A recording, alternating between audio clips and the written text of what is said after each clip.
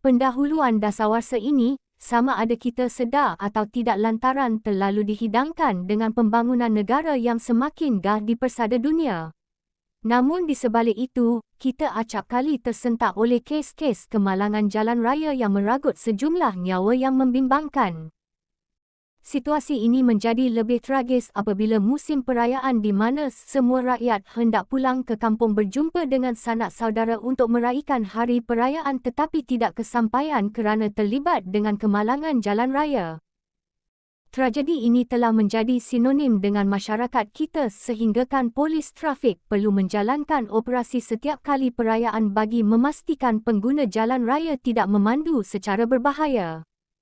Lumrah manusia untuk melakukan kesilapan tetapi kita mampu untuk mengurangkannya dengan mengamalkan perkara-perkara tertentu. Oleh itu, kita seharusnya mengenali cara-cara menangani kemalangan jalan raya agar tidak berlaku kepada kita di waktu kelak. Isi satu prakarsa utama dalam mendepani isu kemalangan jalan raya adalah dengan memastikan sikap setiap pemandu itu sentiasa berhemah dalam pemanduan dan beristirahat sekiranya berasa letih dan mengantuk. Kita tidak boleh sangkal, kebanyakan kes kemalangan jalan raya adalah disebabkan kecuaian pemandu itu sendiri. Maka, setiap pemandu harus sedar dan sentiasa berwaspada dalam pemanduan.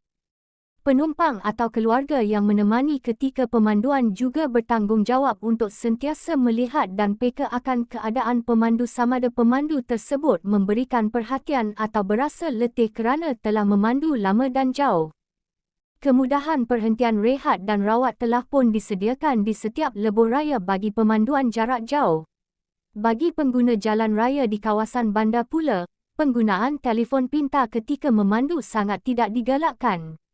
Ia berpotensi besar untuk pemandu melakukan kecuaian kerana terleka walaupun sedetik apabila melihat telefon pintar. Sebaiknya jika ingin menggunakan telefon pintar, minta bantuan penumpang di sebelah ataupun menggunakan mode hands-free yang dapat memastikan tangan kita sentiasa berada di seterang kenderaan.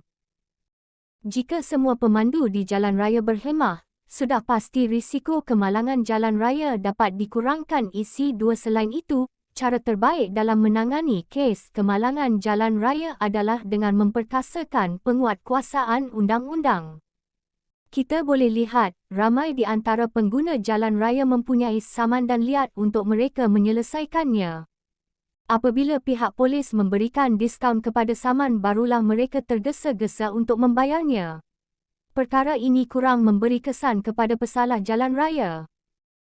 Sistem demerit yang telah sedia ada wajar dikuatkuasakan dengan lebih ketat di mana jika mereka telah disaman sebanyak 3 kali, mereka akan ditarik semula lesen memandu mereka seterusnya kos untuk mengambil semula lesen memandu digandakan.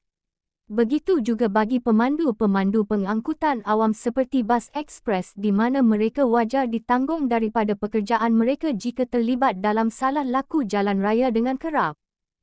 Justeru, setiap daripada kita hendaklah sentiasa mematuhi peraturan bukan sahaja di jalan raya malah di setiap perkara dan aspek kehidupan yang kita jalani.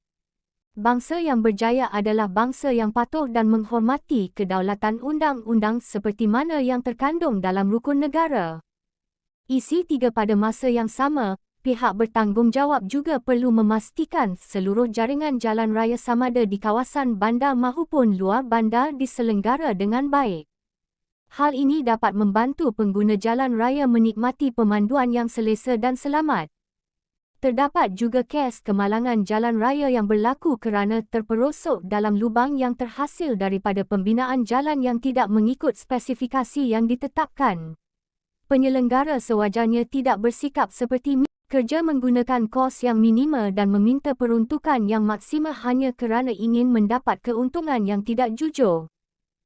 Intihannya, pihak berkuasa perlu sentiasa memastikan tiada ketirisan berlaku dalam pemberian peruntukan dan penyelenggara melakukan kerja mereka dengan amanah dan mencapai tahap kualiti yang terbaik.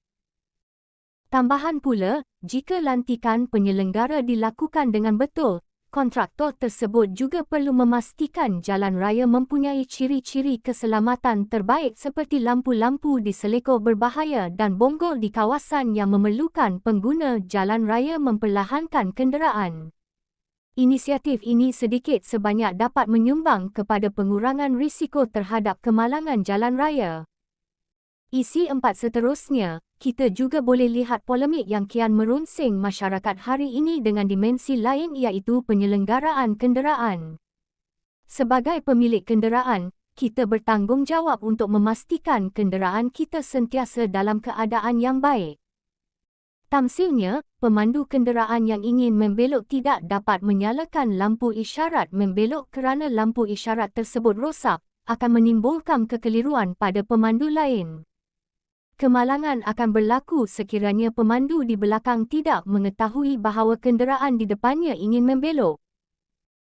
Begitu juga dengan pemandu motosikal yang sering kali tidak sedar bahawa lampu belakang mereka tidak menyala sekaligus menyukarkan pemandangan pemandu di belakang untuk mengetahui kehadiran motosikal tersebut. Dengan aplikasi dan kecanggihan teknologi hari ini, kita boleh menggunakan aplikasi yang memberi peringatan kepada kita akan waktu untuk membawa kenderaan ke bengkel untuk diselenggara. Jika mempunyai kesukaran dalam menyelenggara kenderaan, anda dinasihatkan untuk menggunakan pengangkutan awam supaya lebih selamat dan tidak membahayakan pengguna jalan raya yang lain. Penutup kesimpulannya, pelbagai cara telah dibincangkan bagi menangani kes-kes kemalangan jalan raya yang kian membara hari ini. Setiap pihak terutamanya kerajaan dan media massa mempunyai obligasi yang mustahak dalam memupuk kesedaran pengguna jalan raya tentang keselamatan dan langkah terbaik untuk mengatasi kemalangan daripada berlaku.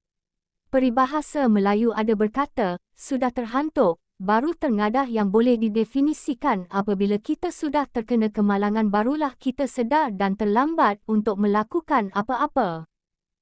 Semua pihak perlulah berganding bahu bagai dengan tebing supaya setiap langkah yang diambil mendatangkan kesan yang positif. Jika kemalangan jalan raya dapat diatasi dan dikurangkan kadarnya, tidak mustahil untuk imej negara menjadi sanjungan di mata dunia kerana kemampuan rakyat kita mematuhi peraturan dan berhemah tinggi apabila menggunakan jalan raya.